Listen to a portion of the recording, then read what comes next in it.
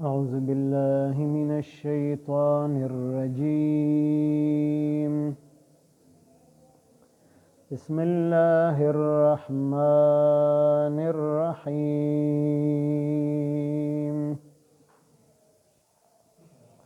ولقد آتينا موسى الكتاب وقفينا من بعده بالرسل وآتينا عيسى ابن مريم البينات وأيدناه بروح القدس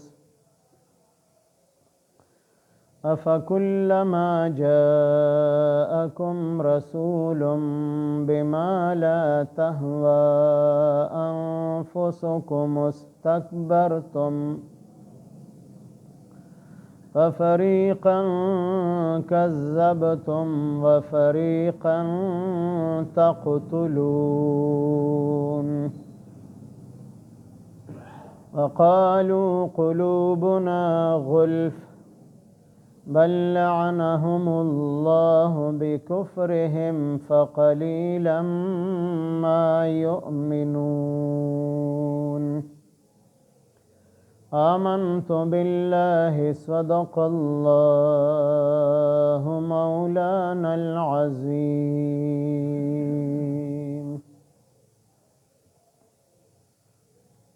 د بني اسرائیلو د نافرمانو مخکې ذکر وشو چې دوی به څومره نافرمانی کوله د الله پاک د حکمونو. بیا سوال دا پیدا کېده چې ولې دوی ته د دې د هدایت دپاره او د دې د رهنمایۍ دپاره پیغمبران او لاره ښودونکي نو راغلي. نو د هغې جواب یې د آیاتونو مبارکو کې کړی دی چې الله پاک دوی ته په کثرت سره او په ګڼ تعداد سره پیغمبران را لیږلي. د ټولو نه زیات پیغمبران چې د هغې تعداد 4000 دی، دا په بني اسرائیل خاندان کې الله پاک را لیږلي او په هغې کې یو حضرت موسی علیه السلام هم دی چې د هغه ذکر په دې آیت مبارک کې الله پاک کړی دی. او د بني اسرائیلو آخري پیغمبر حضرت عیسی علیه السلام چې په هغه باندې د بني اسرائیلو د خاندان د پیغمبرۍ سلسله پوره شوې ده. د هغه نه وروسته بل پیغمبر په بني اسرائیل خاندان کې نه دی راغلی. زمونږ پیغمبر حضرت محمد صلی الله علیه وسلم په بني اسماعیل خاندان کې الله پاک را لیږلی دی.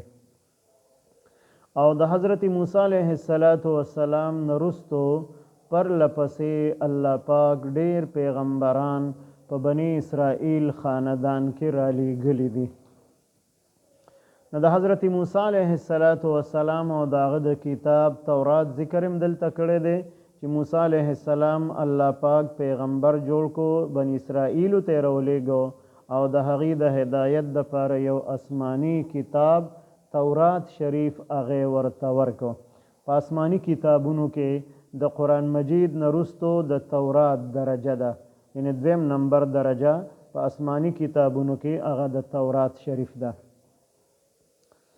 او حضرت عیسی علیه السلام ته الله پاک انجیل کتاب ورکړی دی او ورسره مختلف قسمه معجزې الله پاک ورکړي دي چې په هغې کې بینات لفظ سره هغې ته اشاره کړې ده چې حضرت عیسی علیه السلام ته الله پاک د خپل قدرت نښې معجزې ورکړې وې. یو معجزه دا و د عیسی علیه السلام چې دی بغیر د پلار نه الله پاک پیدا کړی دی، صرف مور و مریم بیبي بغیر د پلار د واسطې نه الله پاک پیدا کړی دی. نو چې کله یهودیانو اعتراض وکړو چې دا څنګه کېدی شي چې صرف د مور په واسطه باندې اولاد پیدا شي او پلار نه، دا خو زمونږ عقل نه مني. الله پاک قرآن مجید کې د هغې جواب کړی دی، ان مثل عیسی عند الله کمثل آدم، چې د عیسی علیه السلام مثال د هغه په پیدایش کې په شان د آدم علیه السلام دی. نو آدم علیه السلام نه مور شته او نه پلار شته دی، د مور او پلار د دواړو واسطو نه بغیر الله پاک پیدا کړی دی. نو کوم الله چې داسې کولی شي چې یو ځای کې نه مور شته او نه پلار شته، آدم علیه السلام یې پیدا کړی دی. بیا د آدم علیه السلام د ګسې پختې نه الله پاک حوا بیبي پیدا کړې، د هغې نه مور شته او نه پلار شته دی. دا دواړه الله پاک همدغه شان پیدا کړي دي. نو هغې الله پاک ته دا خبره څه ګرانه ده چې حضرت عیسی علیه السلام هغې بغیر د پلار د واسطې نه پیدا کو، صرف د مور په واسطه باندې. او دلته نوم هم د مور ذکر دی، حالانکه د اولاد نسبت کیږي پلار طرف ته، څنګه چې قرآن مجید کې په سوره احزاب کې الله پاک فرمایي ادعوهم لآبائهم، چې تاسو چاته آواز کوئ نو تاسو ورته د پلارانو په نوم باندې آواز وکړئ چې ای د فلاني زویه. او دا په هغه وخت کې الله پاک دا حکم را لیږلی و چې یو صحابي حضرت زید رضی الله تعالی عنه دا د نبی علیه السلام په کور کې لوی شوی و. نبی علیه السلام ورته زوی ویلی او بیا هغه واده وکړو، هغه خپلې بیبي له طلاق ورکړل او هغې سره نبی علیه السلام نکاح وکړله. نو خلقو اعتراض وکړو چې دا خو زوی دی او د ښځه د نبی علیه السلام انګور جوړه شي، انګور څخه نکاح حرام ده، او نبی علیه السلام هغې سره نکاح وکړله. نو د هغې جواب په سوره احزاب کې تفصیل سره الله پاک ذکر کړی دی چې دا د انسان زوی نه جوړېږي، دا د حقیقي زوی په حکم کې نه دی. لہذا د هغه بیبي دا د نبی علیه السلام انګور نه جوړېږي. نو هغه وخت کې به حضرت زید رضی الله تعالی عنه ته خلقو د نبی علیه السلام د نوم نسبت کو، زید ابن محمد صلی الله علیه وسلم. خلقو به داسې ویل چې حضرت زید رضی الله عنه د حضرت محمد صلی الله علیه وسلم زوی. نو چې کله دغه حکم راغی نو د هغه پلار حارثه و، نو بیا به خلقو ویل حضرت زید ابن حارثه رضی الله تعالی عنه. نو که بالفرض د حضرت عیسی علیه السلام پلار وی نو بیا به د پلار نوم خامخا دلته ذکر شوی و، ځکه دا د قرآن مجید قاعده قانون او حکم دی چې تاسو خلقو ته د پلار په نوم باندې آواز کوئ. نو معلومه شوله چې کله د مور بیبي نوم ذکر شوی دی نو دینه معلومه شوله چې پلار یې نشته دی، صرف د مور په واسطه باندې الله پاک پیدا کړی دی. قادیانی مرزا غلام احمد چې د دروغه باندې د پیغمبرۍ دعوه کړې وه، نو هغه یو کتاب کې لیکي چې زه د حضرت عیسی علیه السلام ډیر تعظیم کوم او دا علما او دا مولیان په ما باندې اسې الزام لګی. نو بیا ورسره دام لیکلی دی چې یوازې د هغه نه بلکې د هغه د رونو خویندو او د هغه د پلار نوم یادی یوسف نجار، هغه ته نسبت کوي چې دی پلار دی. نعوذ بالله د الله پاک د ښکاره حکم خلاف ورزي کوي چې الله پاک فرمایي چې بغیر پلاره مې پیدا کړی دی، د مریم بیبي زوی دی. او قادیانی رزیل هغه وایي څه وایي چې دا د یوسف نجار زوی دی، وایي زه د هغه قدر کومه. او بیا ګستاخي کوي د حضرت عیسی علیه السلام د مخکنی نسل باره کې چې د حضرت عیسی علیه السلام د پلار د طرف نه 3 نیاګانې وي او د مور د طرف نه 3 نیاګانې وي، هغې 6 ته د بدکارۍ نسبت کړی دی. نو پلار شته دی نو بیا د پلار د طرف نه نیا کم ځای نه پیدا شوله، دومره ګستاخي کوي. او بیا هم وایي زه د حضرت عیسی علیه السلام تعظیم کومه. د الله پاک د ښکاره حکم خلاف ورزي کړې ده. او مریم بیبي هغه زنانه ده چې په قرآن مجید کې صرف د هغې نوم ذکر دی، بل یوه زنانه نه د دې امت او نه د نبی علیه السلام د بیبیانو نومونه او نه د مخکنو امتونو د بیبیانو نومونه، د یوې زنانه نوم په قرآن مجید کې سوا د مریم بیبي نه د بلې زنانه نوم ذکر نه دی.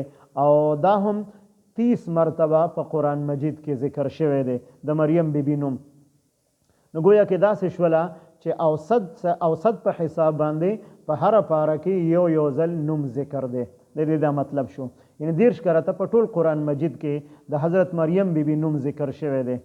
او د مریم معنی ده د امام بخاری رحمه الله چې هغې کومه معنی کړې ده د هغې وایي عابده معنی ده عبادت گزاره. او مریم بیبي واقعي ډېره عبادت گزاره او ډېره پاک دامنه وه. نو د نوم اثر وي په انسان باندې چې کوم نومي نو د هغې نوم اثر خامخا په هغه انسان باندې. نو چې نومي مریم نو د هغې کې د عبادت هغه ماده او جذبه هم ډېره وه، شپه ورځ د الله پاک په عبادت کې به تېروله. او د حضرت عیسی علیه السلام د هغې د نوم معنا مفسرینو نقل کړې ده چې معنی د سردار او مبارک یعنی مشر او ډیر برکت والا. نو حضرت عیسی علیه السلام هغه واقعي چې د قوم سردار او مشر او ډیر مبارک او ډیر بختور انسانو. او معجزې د حضرت عیسی علیه السلام چې دلته ورته اشاره کړې ده، نو یو معجزه دا وه چې پیدایشي ړوند به ورله چا راوستو، هغه به یې دم کو، د هغه په سترګو به یې لاس راخ کو، نو هغه سترګو کې به الله پاک نظر پیدا کو، سترګې به هغه نظر او بینایی هغه به الله پاک واپس کړله. په دغه زمانه کې د حکمت او د طب ډېره لویه چرچه وه، خو د دې علاج هېچا سره نه. نو دا یو معجزه وه د حضرت عیسی علیه السلام چې پیدایشي ړوند به ورله چا راوستو، هغه به یې دم کو، هغه په سترګو کې به الله پاک د لیدلو طاقت پیدا کو. دویمه معجزه دا وه چې برس بیماری چې سرمن سپینه شي، برګې مرض چې ورته موږ وایو، سرمن باندې ځای په ځای سپین داغونه ولګي، د دې علاج نو په هغه وخت کې. نو حضرت عیسی علیه السلام به دغه بیمار دم کو، د هغه سرمن به روغه شوله او ښایسته شکل او صورت به الله پاک هغه ته ورکو. بله معجزه د حضرت عیسی علیه السلام دا وه چې هغې به د خټې نه د خاپیرک شکل جوړ کو او هغې کې به یې پوکې ووهو، هغه به د الله پاک په حکم باندې الوتو، چې تر څو پورې به هغه الوتو او د خلقو په نظر باندې به راتو، خو هغه به الوتلو، او چې کله به د خلقو د نظر نه پناه شو، نو بس په ځمکه به راوغورځېد، واپس به ترېنه خټه جوړه شوله. دې دپاره چې د خالق او د مخلوق په تخلیق کې فرق وي، چې د خالق تخلیق هغه به پایدار وي او د مخلوق تخلیق هغه به پایدار نه وي. او خاپیرک باره کې بیا کتابونه لیکي چې دا څنګه د زنانو منسز بیماری راځي، نو دغه شان د خاپیرک هم دغه بیماری راځي، او د بچیم راوړي خو په خوله باندې بچي راوړي، او څنګه چې زنانه ماشوم ته پی ورکوي، نو دغه شان د خاپیرک هم بچو ته پی ورکوي. په دې صفاتو کې دا د انسان سره مشترک دی. نو دغه خاپیرک به جوړو د الله په حکم باندې پوکې به ورکه او به الوتو. بله معجزه د حضرت عیسی علیه السلام دا وه چې چا به کور کې کم خوراک کړی نو د هغې خبر به ورته ورکو د الله په حکم سره چې تا فلانې قسم خوراک کړی دی او د بل وخت دپاره دی فلانې قسم خوراک تیار کړی دی. دا هم د حضرت عیسی علیه السلام معجزه وه. دغه شان مړي را ژوندي کول، دا هم د حضرت عیسی علیه السلام معجزه قرآن مجید ذکر کړې ده. و احیی الموتى باذن الله، چې د الله پاک په حکم باندې مړي را ژوندي کومه. نو یو قبر ته ودرېدو، هغې ژوندی که د الله پاک په حکم سره، چې هغه راپاڅېدو، هغه د نوح علیه السلام زوی و چې په زرګونو کالو زمانه پکې تېره شوې وه، چې د قبر نه راپاڅېدو نو د هیبت نه او د یرې نه چې ګنې قیامت قایم شو، نو یې ږیره تکه سپینه شوله، او ږیره سپینېدل دا د حضرت ابراهیم علیه السلام د زمانې نه شروع شوي دي، د هغې نه مخکې ږیره سپینېدل نو. ابراهیم علیه السلام ږیره مبارکه سپینه شوله، سپین ویښته پکې ولګېدل. یا الله دا څه دي؟ الله پاک ورته وفرمیل دا عزت دی. یا الله زما دا عزت نورم زیات کا، نو ټوله ږیره مبارکه سپینه شوله. نو حضرت عیسی علیه السلام چې دغه کوم مړی را ژوندی شو، نو د هغه نه یې تپوس وکړو چې ستا په زمانه کې ته څوک یې؟ نو هغه ویل زه د نوح علیه السلام زوی یم. نو هغه زمانه کې خو ږیره سپینېدل نو، ستا ږیره ولې سپینه ده؟ وایي د قیامت د رعب او هیبت د وجې چې ته وویل قم باذن الله، د الله په حکم سره پاسه. نو ما وویل که قیامت قایم شو، نو د قیامت د یرې نه زما ږیره سپینه شوله. نو مړي به هم را ژوندي کول د الله پاک په حکم سره. څلور مړي حضرت عیسی علیه السلام را ژوندي کړي دي. نو دا ټولې معجزې دا د حضرت عیسی علیه السلام معجزې وي. او د معجزو نه وروسته بیا د جبرائیل علیه السلام ذکر الله پاک کړی دی، روح القدس لفظ سره. قدس معنی د پاک روح، د دې نه مراد حضرت جبرائیل علیه السلام فرشته ده. نو جبرائیل علیه السلام الله پاک د هغه د حفاظت دپاره مقرر کړی او عیسی علیه السلام تایید په هغه باندې کړی، هغه ته قوت او طاقت ورکړی. نو یو تایید د جبرائیل علیه السلام دا چې کله مریم بیبي د هغې په ګریوان کې د لرې ځای نه جبرائیل علیه السلام پوکې ووهه، نو یو تایید دا شو. نو د هغې حمل ټهراو شو او د هغې حمل نه حضرت عیسی علیه السلام پیدا شو. بیا چې کله عیسی علیه السلام پیدا کېدو، نو هر یو ماشوم چې پیدا کیږي نو شیطان راځي او دا ماشوم سکونډي چونګاره پې لګوي. دا ماشوم چې جاړي نو دا د هغه شیطان د سکونډلو د چونګارې اثر وي. نو حضرت عیسی علیه السلام جبرائیل علیه السلام حفاظت کړی دی، شیطان یې دفع کړی دی. نو حضرت عیسی علیه السلام د شیطان د اثر نه بچ پاتې شوی دی او نبی علیه السلام په خپله فرمایي چې زه هم د شیطان د سکونډلو د اثر نه بچ پاتې شوی. باقي څومره انسانان پیدا کیږي نو شیطان راځي او خپل اثر په هغه باندې کوي، سکونډل او چونګاره پې لګوي، ماشوم په جړه شي. او بیا دغه یهودیان دا د حضرت عیسی علیه السلام مخالفو، ځکه عیسی علیه السلام اصل دین بیانو او په دین کې هغه خلقو تحریف کړو، نوې نوې خبرې پکې د ځان نه شامل کړې وي. نو چې اصل دین ورته بیان کو نو خبره خلقو باندې ښه نه لګېده. نو هغوی ویل داسې کو حضرت عیسی علیه السلام د مخې نه لر کو، دی قتل کو. نو دې دپاره الله پاک جبرائیل علیه السلام د هغه په خدمت کې حفاظت کې مقرر کو او د دشمن د شر نه د هغې د قتل کولو نه بیا ورله حفاظت کو د الله پاک په حکم باندې، تر دې پورې چې هغې کله یو کوټه کې بند کو د قتل په اراده باندې چې موږ یې قتل کوو او بیا ورپسې خپل کس ورولېږو. نو د هغه شکل د عیسی علیه السلام جوړ شو او جبرائیل علیه السلام د کوټې چت ورته سوری کو او په هغې باندې حضرت عیسی علیه السلام آسمان ته ژوندی وخیجو.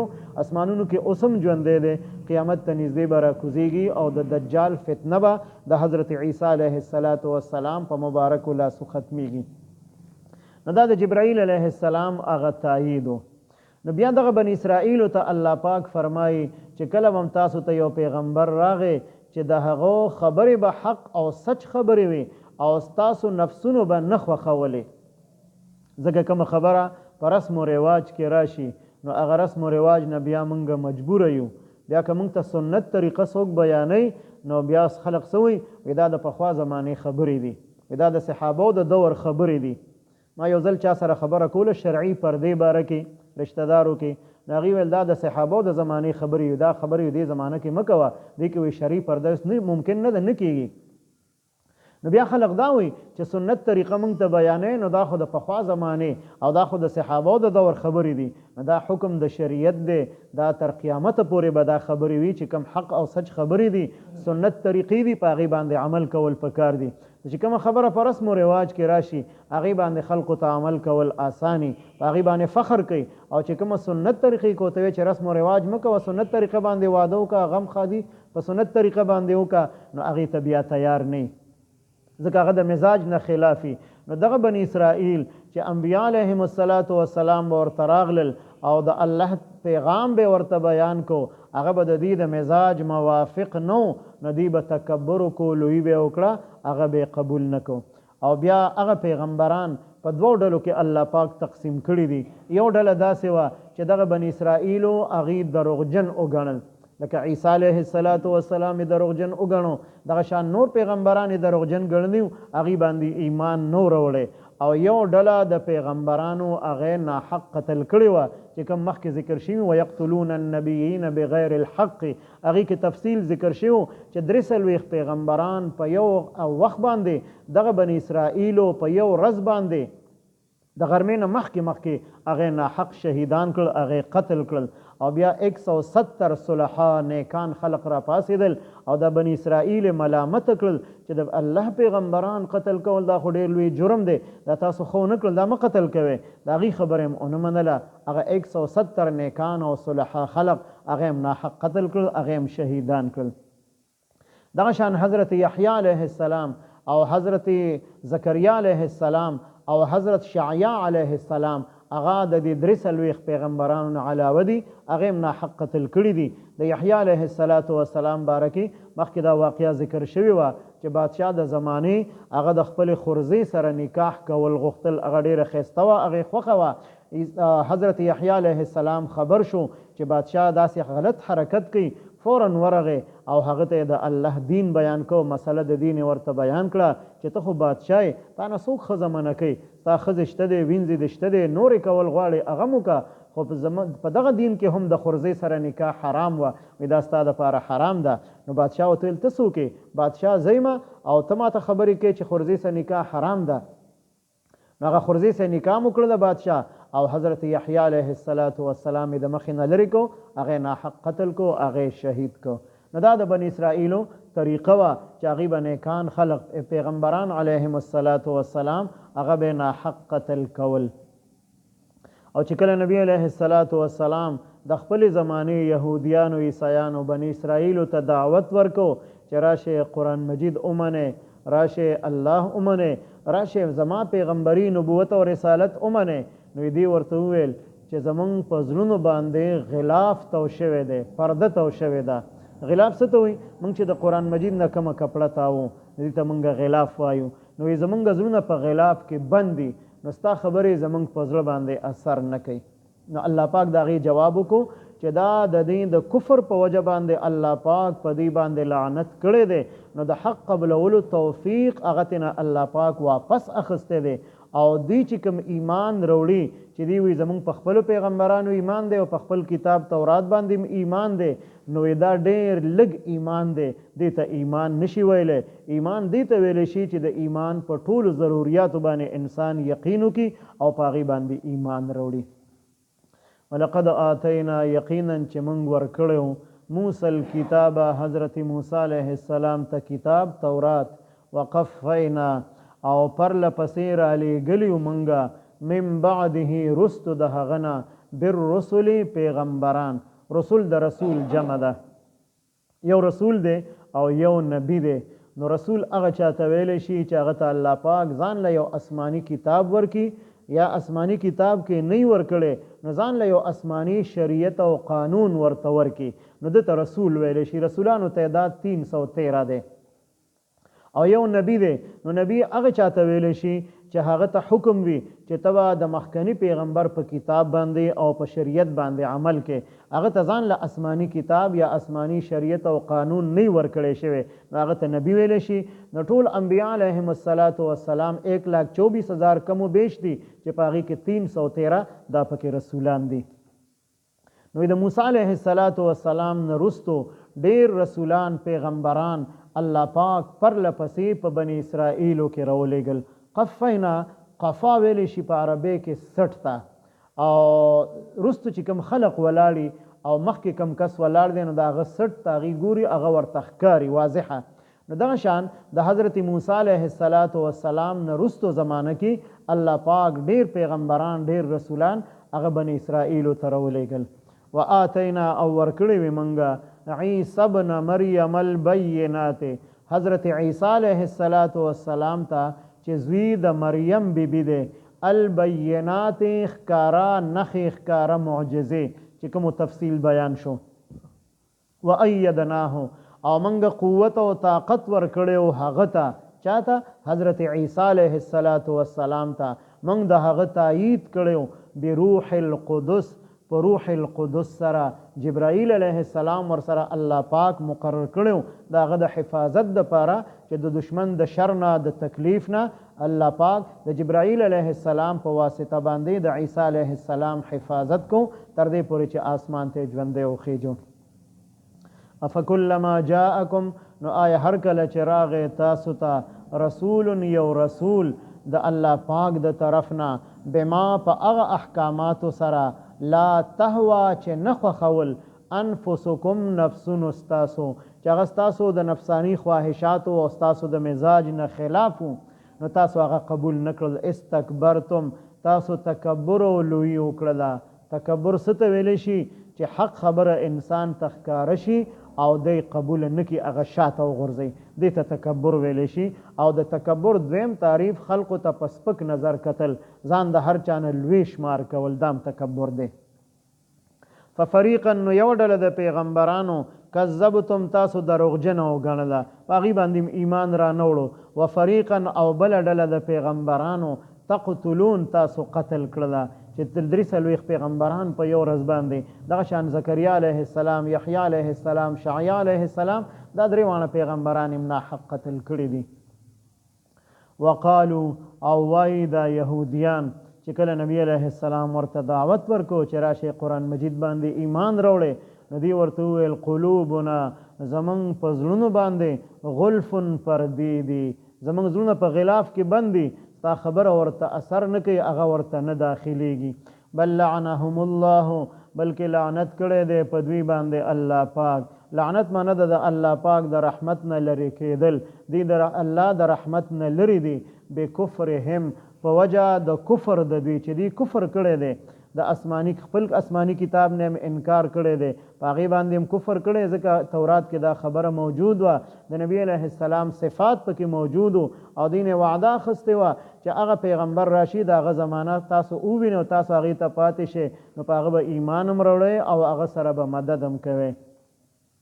نو صرف دا دعوه به کولې زموږ په تورات ایمان دی، او تورات کې چې څه په هغې باندې عمل نه کوو، نو داسې شوه چې د خپل کتاب تورات نه منکر دي.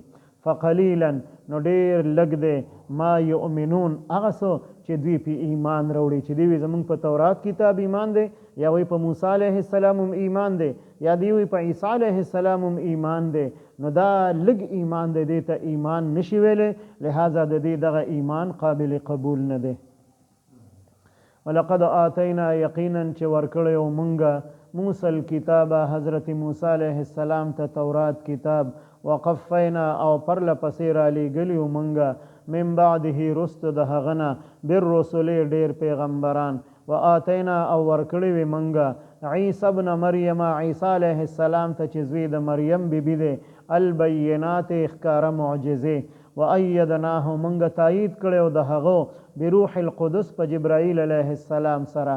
افکلما جاءکم نو آیا هر کله چې راغی تاسو ته رسول یو پیغمبر د الله پاک د طرف نه بما په هغې احکاماتو سره لا تهوا چې نه خوښول انفسکم ستاسو نفسونو استکبرتم نو تاسو تکبر او لوی کړه د هغې د قبلولو نه، ففریقا یوه ډله د پیغمبرانو کذبتم تاسو دروغجنه وګڼله، وفریقا او بله ډله د پیغمبرانو تقتلون تاسو قتل کړله.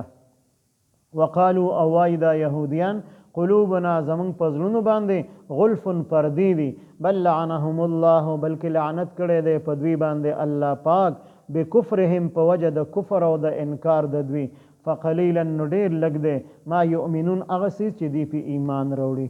اللهم صل علی سیدنا محمد وعلى آل سیدنا ومولانا محمد وبارك وسلم.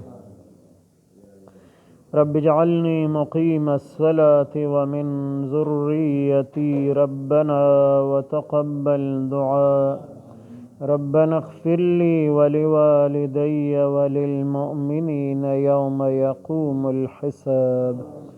ربنا اغفر لنا ولإخواننا الذين سبقونا بالإيمان ولا تجعل في قلوبنا غلا للذين آمنوا ربنا إنك رؤوف رحيم. ربنا هب لنا من أزواجنا وذرياتنا قرة أعين واجعلنا للمتقين إماما. وصلى الله تعالى على خير خلقه محمد وعلى آله وأصحابه أجمعين آمين برحمتك.